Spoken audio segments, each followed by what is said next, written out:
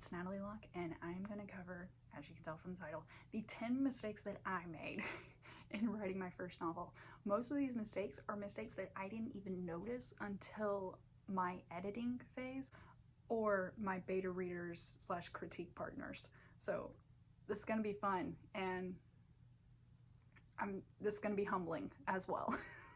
All right, the first one is tense shifting.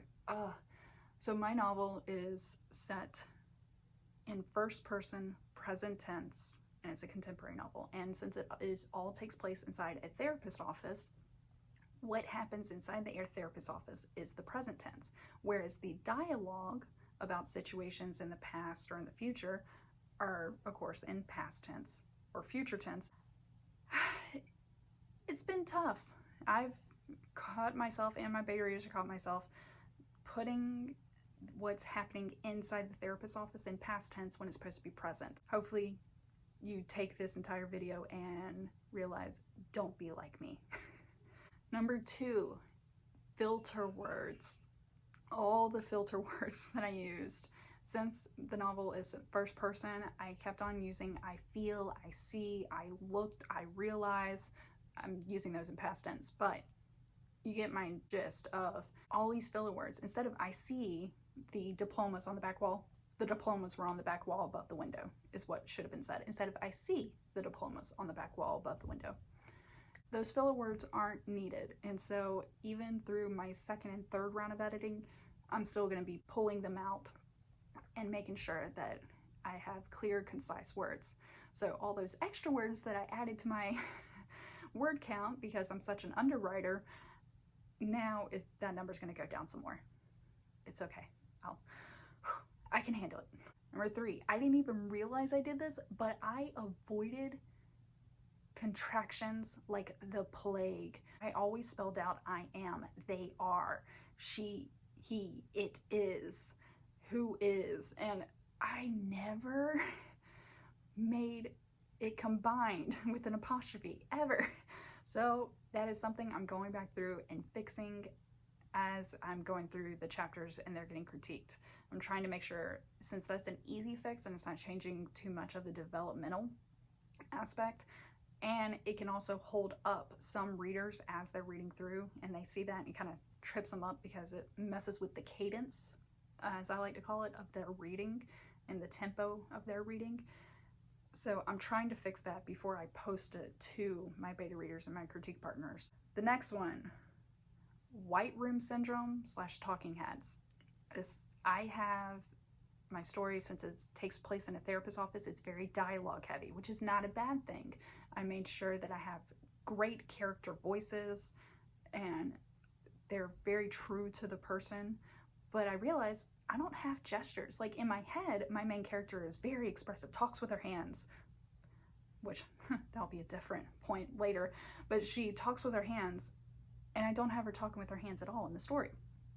So I need to break up that dialogue and have gestures while they're talking or interacting with the room. Like my character is a little OCD, so if the box of tissues is on the coffee table, she'd be the person to center it if it was a little off center or something. You know, little things like that, which goes back to showing instead of telling that I'm sure you've seen on all videos so far. If you have those little character traits in your head, add it into your story to break up the dialogue, especially if you're dialogue heavy like me.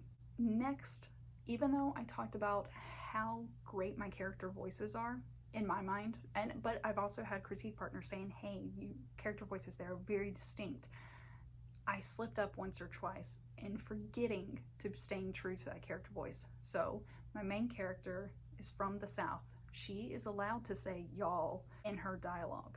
My therapist was born and raised in the Midwest.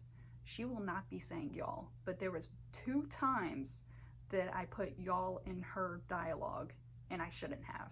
My therapist is very proper, so she will not have any slang, whereas my main character might drop the G off when she's speaking. Though you don't want to go too crazy if you're going to throw in dialect into the dialogue. So I'm just throwing that out there. Number 6, I had a few fun names for this, but I called it Look Who's Talking. No, seriously, Who's Talking? And I also called it Whose Line Is It Anyway? Because I have had feedback from my beta readers and critique partners that they couldn't track who was speaking at that time. And they could figure it out based on the character voice, but that's too much effort for my reader to figure out who's speaking. So in my avoidance of he said, she said, I replied, I snorted, huffed, scoffed, what have you, I need to make sure that I'm clear with who is speaking at that time, even if it's just a gesture by the person at the beginning of the paragraph before the dialogue of I flipped my hair over my shoulder, then that person begins speaking. So the rest of these 7, 8, 9, 10 are more of a mindset thing, mistakes that I had. So the first one is what I should have done multiple times, and I did learn. Actually, it only took once for me to learn, but that is save, and back it up and save again. You do not want all your work to be gone. That is a bad day. It was a quick lesson, and I did good. After I learned that lesson, I was on it. Number 8 is I'll remember later. No, you won't. I'm telling myself, I'm telling you, when you go, I'll remember this great idea I had and I'll just write it in later. No, you won't. Type it into your phone when you get an idea, if your phone's handy. If you're laying in bed, have your phone next to you, or if you're one of those people that doesn't want your phone next to you, have a notebook next to you, write it down. I got so many ideas while I was laying in bed, and so many times I was like, I'll remember it in the morning. Guess what? I didn't. Yay. Change the mindset of, I'll remember later, because you won't. 9, the mindset of what I wrote, it's crap.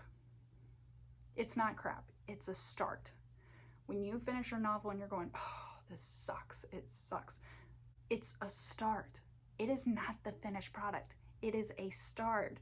So don't think of it as crap. And also, actually, your mindset of thinking what you just wrote is crap shows that you have improved as a writer since you started the whole thing. Rejoice, you've gotten better, and now you can make your writing better. Number 10, I've kind of touched on this already, but self-insert. Yes, I did it.